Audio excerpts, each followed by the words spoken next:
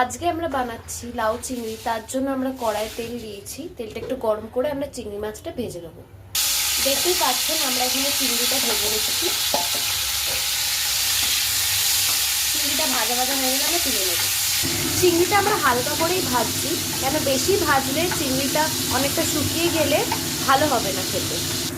এরপর কড়াই ফোড়ন দিচ্ছি জিরে এবং তেজপাতা।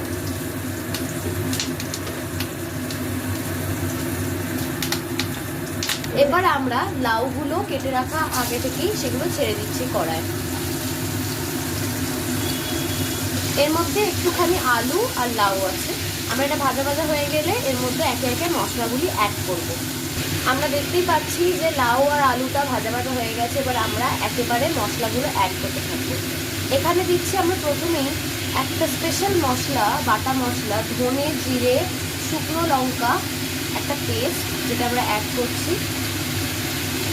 দিচ্ছি স্বাদ মতন হলুদের গুঁড়ো, দিচ্ছি পরিমাণ মতো শুকনো লঙ্কার গুঁড়ো, হালকা ঝাল করছি তাই কমই দিয়েছি। দিচ্ছি স্বাদ মতো লবণ, দেবো একটুখানি টমেটো কুচি।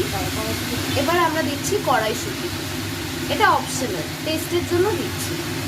এরপর মশলার সাথে আমরা আলু আর লাউটা ভালো করে কষে নেবো যতক্ষণ না মশলাটা ভালো করে এর মধ্যে ঢুকে যাচ্ছে। আমাদের লাউ আর আলু কষানো হয়ে গেছে, তাই আমরা আগে থেকেই ভেজে রেখে তুলে নেওয়া চিংড়িগুলো এর মধ্যে অ্যাড করছি। এরপর আমরা চিংড়িটা ভালো করে লাউ আর আলুর মধ্যে মিশিয়ে নিচ্ছি।